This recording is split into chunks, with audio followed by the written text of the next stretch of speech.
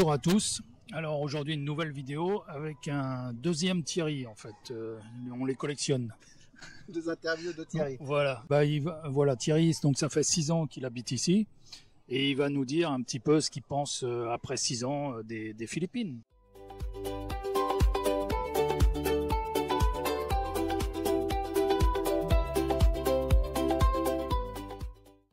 Alors Thierry, tu peux te présenter un peu? Alors je m'appelle Thierry, j'habite maintenant aux Philippines, mais auparavant j'étais en Bretagne, en France donc. Et je suis graphiste, je travaille à mon compte, chez moi, comme freelance. Et voilà, donc j'ai 61 ans et je suis heureux de vivre aux Philippines. Bah écoute, toi maintenant tu dois déménager donc sur le sud de Manille. C'est un peu plus excentré, hein. C'est Los Baños, ça se situe près des lacs. Ouais. Donc c'est un terrain volcanique avec de la balnéothérapie, c'est-à-dire qu'il y a des eaux chaudes naturelles là-bas et des grands lacs. Ouais, je connais un petit peu le coin, c'est vrai que c'est sympa là-bas, c'est pas mal. J'avais hésité d'ailleurs à un moment de rester par là-bas plutôt que de venir sur Cebu. Donc là, tu vas aller sur Manille. Pourquoi tu quittes Cebu? Alors pour des raisons purement professionnelles, c'est-à-dire qu'actuellement mon statut est un peu particulier, c'est-à-dire que je suis toujours touriste, donc je renouvelle mon visa tous les 3 ans, en quittant le pays et en revenant, et en faisant un renouvellement tous les 2 mois auprès de l'administration de l'immigration. Là je vais en plus prendre un mi-temps dans une école à Manille, une école française, et ça va me permettre en même temps d'avoir un visa de travail, ce qui va changer mon statut. Donc ça a cet intérêt. En même temps, je rejoins ma copine là-bas. Donc quelque part, c'est aussi une possibilité de se retrouver un peu plus proche, quoi. L'intérêt, c'est aussi effectivement cette histoire de visa qui va me permettre de simplifier un peu mes démarches et puis de ne pas courir à Singapour tous les 3 ans. Voilà. Côté administratif, est-ce que tu as eu des soucis? Ah, c'est une grosse galère quand même dans ce pays. Les aspects administratifs sont un peu particuliers. Pour exemple, sitôt qu'on va avoir un nouvel emploi, il y a toute une tonne de papiers à fournir. Donc il faut le papier big, il faut le numéro SSS, il faut le Field Health, il faut le NBA Clearance.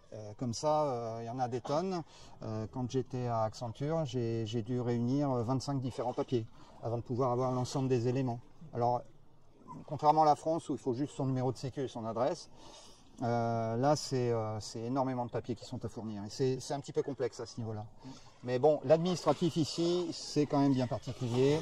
Il faut être patient parce que ils font des erreurs aussi. Il faut relire attentivement tous les papiers qui sont fournis parce que si on ne fait pas gaffe, on se dit ah on a enfin le papier, mais dedans il y a une mauvaise date, tout est à refaire. C'est arrivé justement à ton...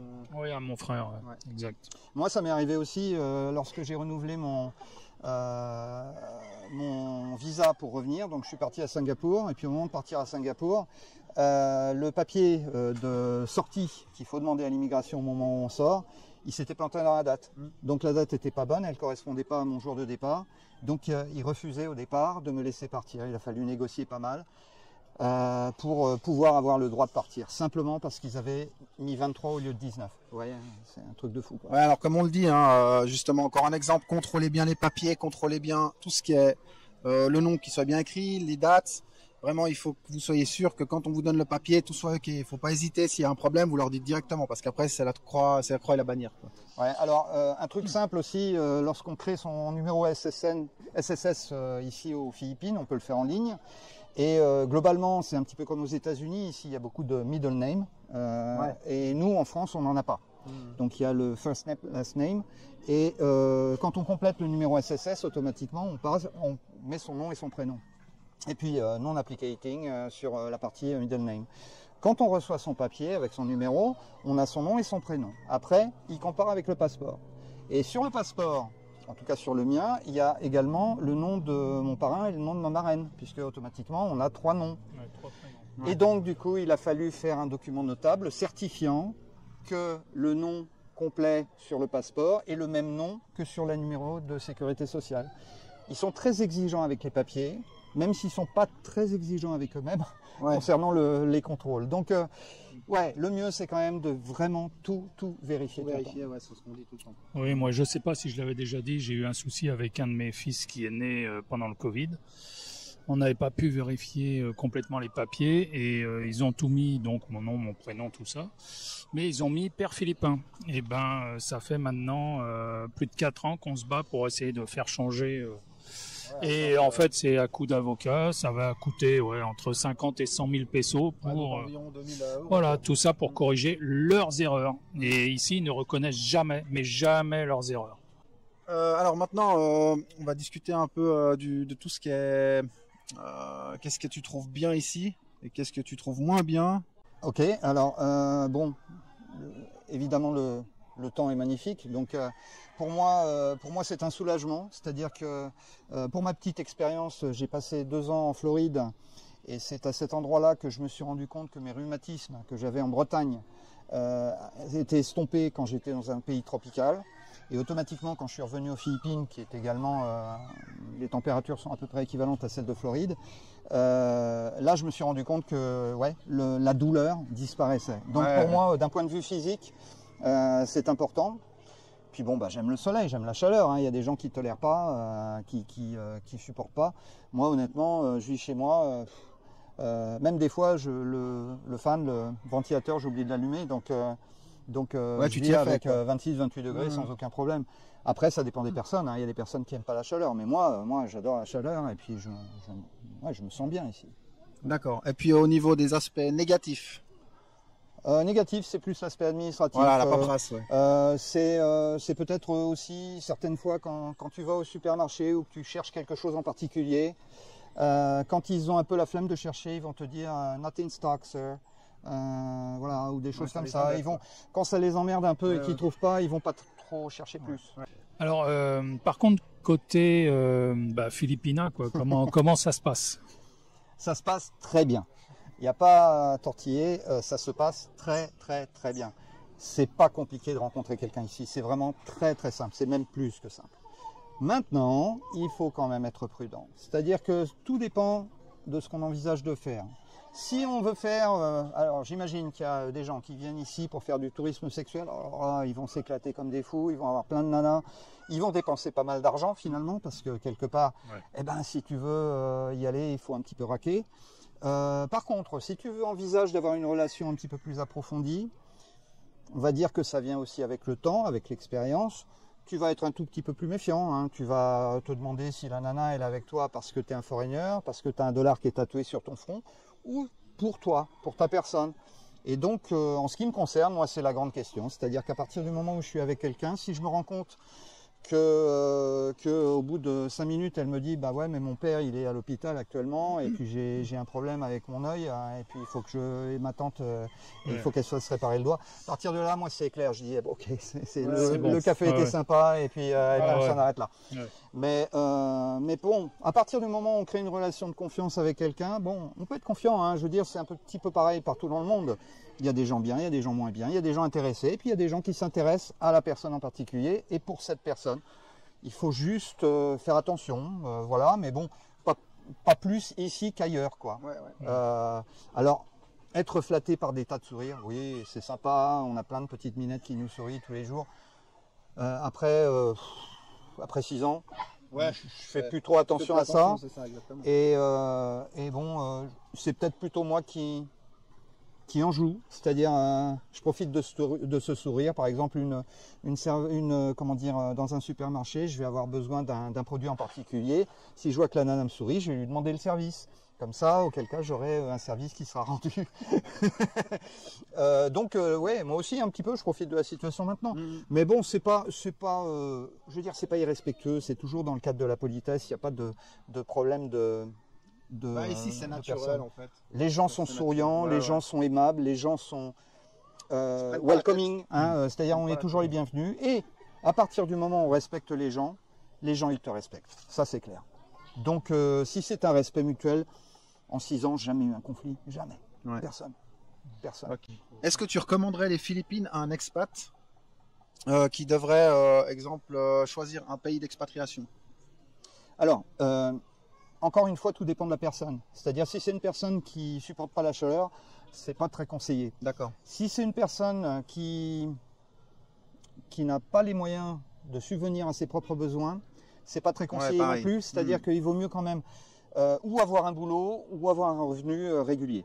Voilà. Après, bon, moi, honnêtement, j'ai une vie très très simple ici. Je vis avec pas grand-chose et puis ça me suffit amplement. Hein. J'ai eu une vie en France qui était bien plus active, avec beaucoup plus d'argent, bien évidemment, mais ça me manque pas. Parce que ici, j'ai une vie simple et cette vie simple, elle me convient. Plus heureux ici. Je suis plus heureux ici. Par contre, si une personne décide de venir ici, c'est aussi parce qu'il y a 7000 îles. Donc on a besoin d'une vie complète pour voir tout ce paysage. Si on aime la nature, si on aime la découverte, si on aime un petit peu l'aventure, c'est le pays idéal.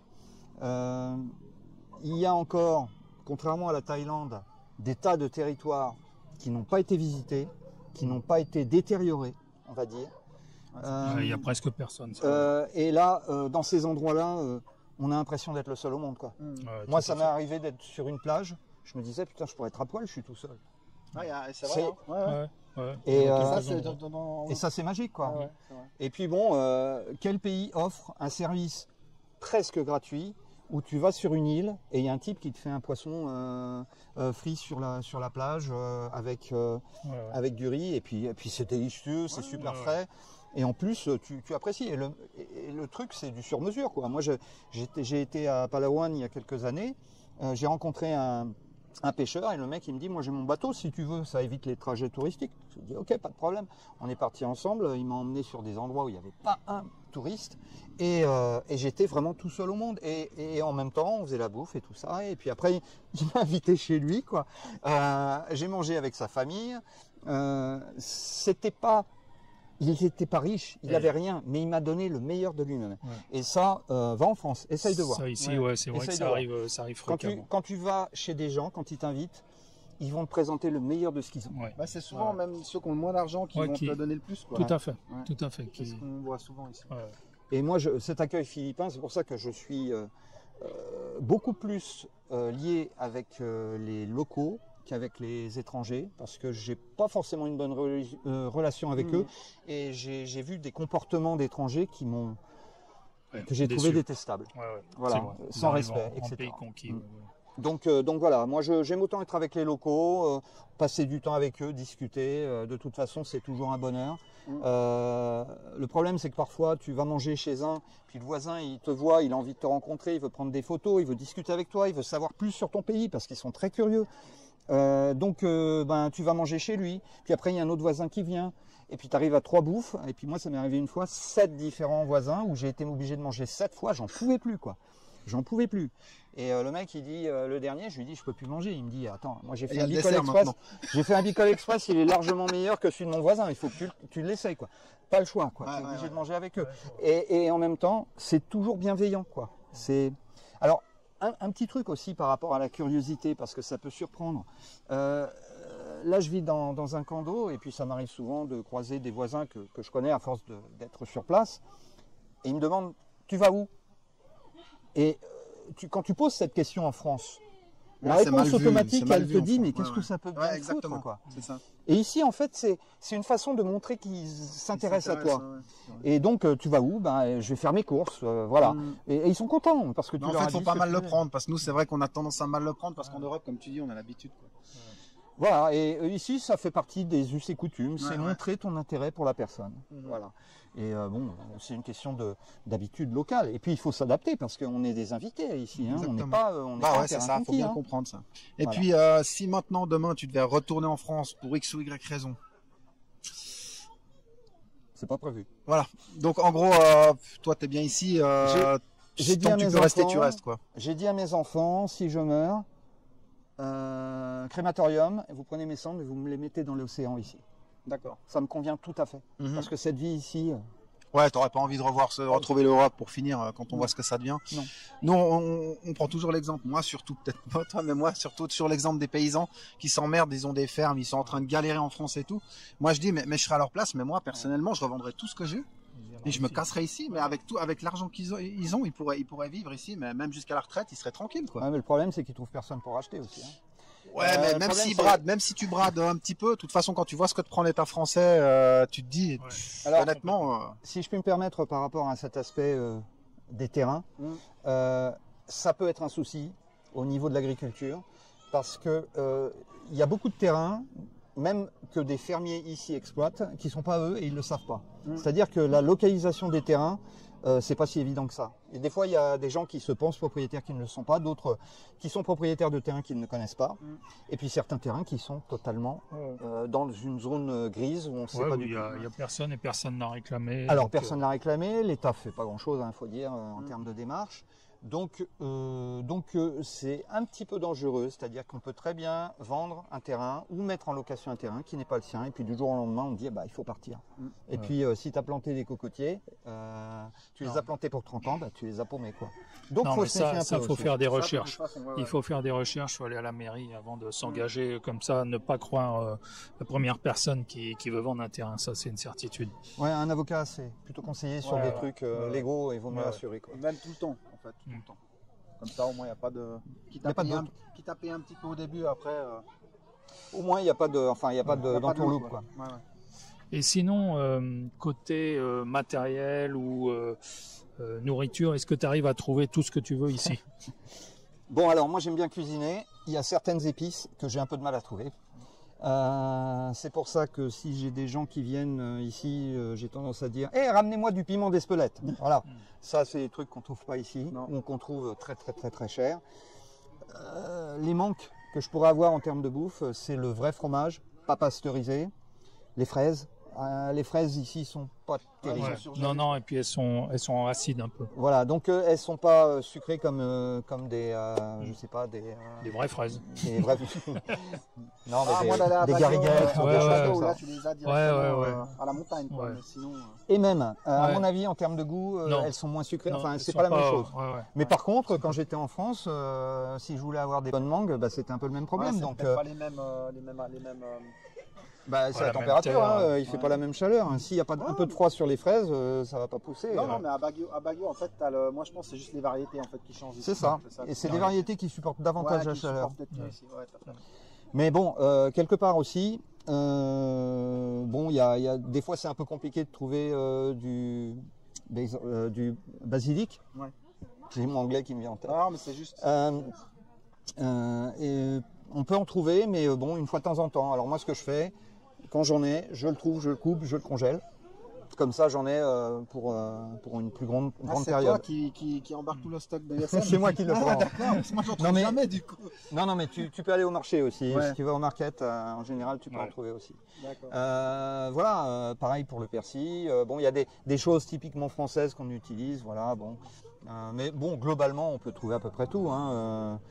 Tu parlais du jambon tout à l'heure. Le jambon ici, c'est pas tip top. Mais par contre, il y a des magasins spécialisés du type Landers où tu peux avoir du jambon importé. C'est pas mal.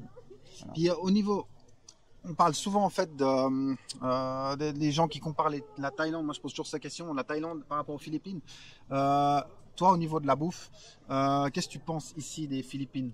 Alors, moi, j'aime bien. Ton avis honnête. Moi, je suis un grand fan du Bicol Express. C'est un truc qui est épicé. Alors, explique. Alors, Bicol Express, c'est souvent du porc. Ça peut être du poulet, même des fruits de mer, qui sont cuisinés dans du lait de coco avec des épices locales, des piments locaux qui sont bien costauds quand même. Enfin, ça dépend du dosage que tu mets. Et avec un peu de gingembre, et c'est cuit tout ensemble et après servi avec un riz. Alors moi j'ai tendance à tout mélanger, j'adore ça et j'adore le goût et je trouve ça très fin. Si on compare avec des mets de Thaïlande, ça vaut des bons mets de Thaïlande. On parle souvent de l'adobo ici, mais il y a 110 millions d'habitants ici, il y a 110 millions de versions d'adobo différentes. Et puis même le humba, moi qui ai testé le humba il y a pas très longtemps, mais c'est délicieux quoi. Tu le prépares à la baraque, c'est délicieux. Quoi. Et puis il y a les desserts, ils ont des flancs au litchi, choses comme ça. les Coco pareil. Enfin bon, il y a plein de Ouais, différents trucs. Et puis plats, bon, ouais. il y a des bons produits locaux qui sont bien frais. Mmh. Il y a des poissons qui sont excellents. Bon, je fais aussi pas mal ma bouffe. Donc quelque part, quand je prépare, moi j'aime bien le poisson en papillote qui a été mariné. Les poissons d'ici, tu peux faire avec des filets, des poissons marinés, c'est délicieux. Ah ouais, c'est Ouais, super. moi qui suis pas trop poisson, ma femme m'en prépare des fois et ouais, c'est super bon. C'est Voilà. dommage qu'ils aient pas de saumon, quoi.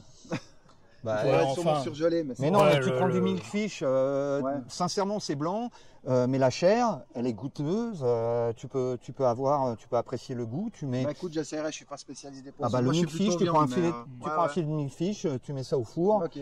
tu fais mariner pendant quelques heures dans de l'huile d'olive avec des épices. Bah écoute, si tu as des bonnes recettes, on te réinvitera pour nous faire pour nous faire un tuto Voilà. recette. Mais bon, voilà, et puis après tu mets ça au four pendant 20 minutes et puis c'est Ouais, c'est excellent. top. Ok. Excellent. Et tu peux servir ça. Alors, moi, je préfère faire mes propres frites, mais tu peux faire tes frites. Tu peux trouver largement ce qu'il faut en pâte. Enfin bref, il n'y a pas que du riz, quoi. Ouais, C'est ouais. contrairement à ce qu'on dit. Et bon, oui, bien sûr, ils aiment le riz. Oui. Ah oui, alors ça, moi, la première question, c'est mais est-ce que tu manges du riz? Je leur dis oui, mais pas 3 fois par jour, 3 fois par semaine. Ouais. Voilà. Ça- Donc un petit peu, je suis c'est un resté peu le sur le même souci. cycle. C'est vrai. Sur le même cycle qu'en France. Voilà. Ok. Alors, niveau déplacement, comment tu fais pour te déplacer? Parce que je sais que tu n'as plus de scooter. Alors j'ai plus de scooter pour les raisons que tu connais. Donc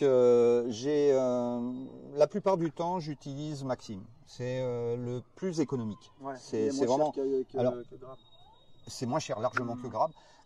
Une petite chose quand même parce que bon moi je touche du bois mais j'ai pas eu d'accident. Il n'y a pas d'assurance sur Maxime. Hein. Donc si on a un accident Ah parce que Grab il y a une Grab, il y a assurance. une assurance. Ok, ça je savais pas. C'est bon, C'est bon à savoir. c'est bon à Voilà, savoir. ouais. Mais bon, sur le quotidien, j'utilise des Maximes tout le temps. Parce qu'ils habitent en bas de mon condo, de temps en temps, j'utilise les habalabal locaux. Mhm. Alors ça coûte un tout Alors petit c'est peu quoi plus un cher. balabal? Habalabal, c'est un coursier. C'est des gars qui vont vers toi et qui disent « Hey, bon temps !» Ça veut dire est-ce que tu veux te déplacer quelque part avec mon scooter. Voilà, en Ouais, gros. c'est Un tout petit conseil quand vous êtes blanc, enfin que vous avez un look de touriste, Ouais. l'idéal c'est de dire 2-3 mots en Bisaya quand vous êtes ici. Par exemple, au lieu de demander how much, combien ça coûte, Puis là, vous leur dites pilatanan, le mec il va dire oh, le mec il est déjà là. Et d'un coup, vous pouvez gagner 50. Ça change le dialogue. Hein. Ah bah tu Ouais, gagnes c'est vrai. 50 pesos Ouais, du coup. ouais, Hein. c'est vrai, c'est vrai. Automatiquement ton prix il se réduit un petit peu plus au prix des locaux parce que si t'es un étranger, ils vont charger la mule tout ce qu'ils peuvent Ouais. quoi, quand ils te connaissent pas. Hein. Ça Ouais. m'est arrivé plusieurs fois en étant à Ayala. Je prenais un habal juste parce que j'avais la flemme d'appeler Maxime. Et puis le gars il m'a annoncé un prix, c'était 3 fois le prix habituel. Je lui ai rendu son helmet. Je lui ai dit ok merci. Sinon par exemple quand je vais chez toi, si tu m'emmènes jusqu'au SM Ouais, SM, de la ouais. Chaîne, Consolation, c'est un bus direct tout droit. Ouais. Tiens, il y a un touco. et les... Ouais. Touco. C'est un.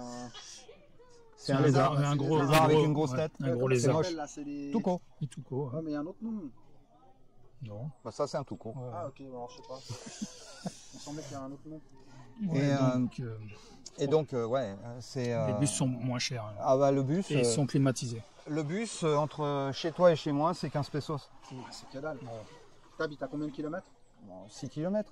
Ah, plus que ça. Plus Ouais, ouais, 10 km. ouais, facile. Ouais. 10 km. Je sais pas. C'est 15 pesos. Donc ouais, c'est que dalle.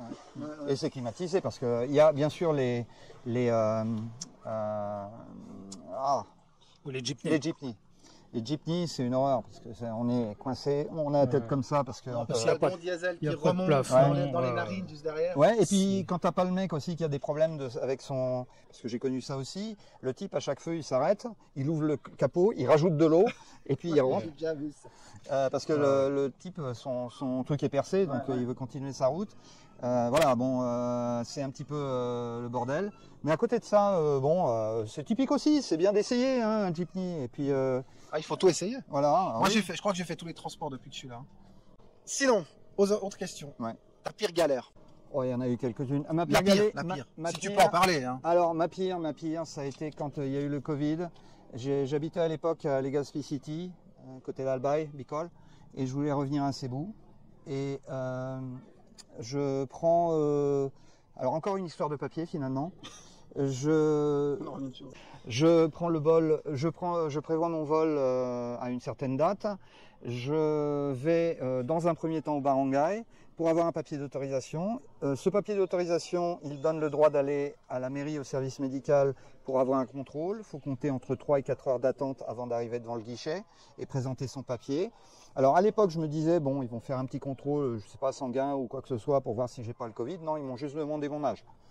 Pour me filer juste un papier, en échangeant les papiers. Ensuite, il faut aller à la police avec ce papier pour avoir une autorisation de quitter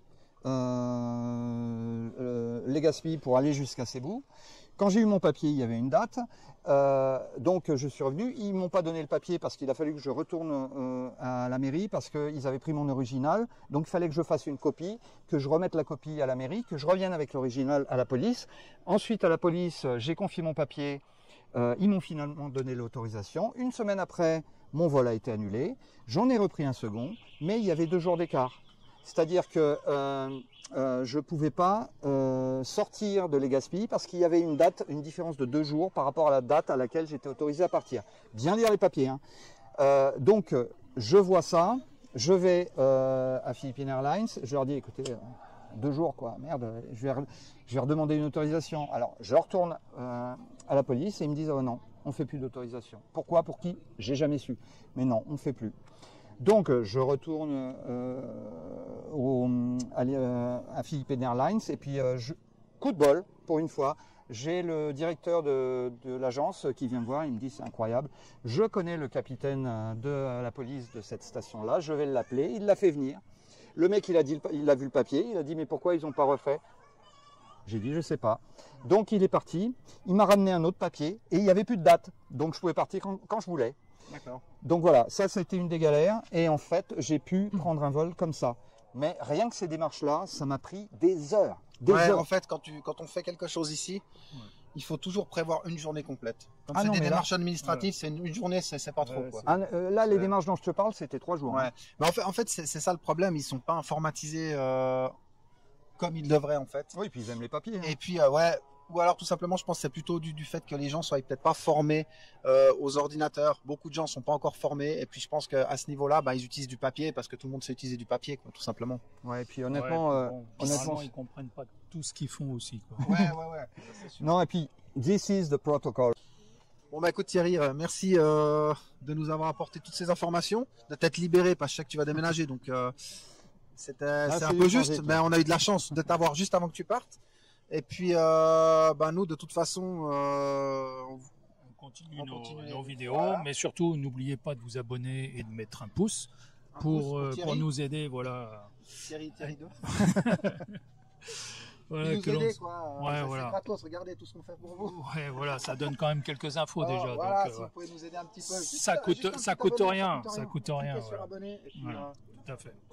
Voilà. Et puis voilà, et puis sinon, on vous dit à la prochaine. Et puis, pour le prochain épisode. Voilà.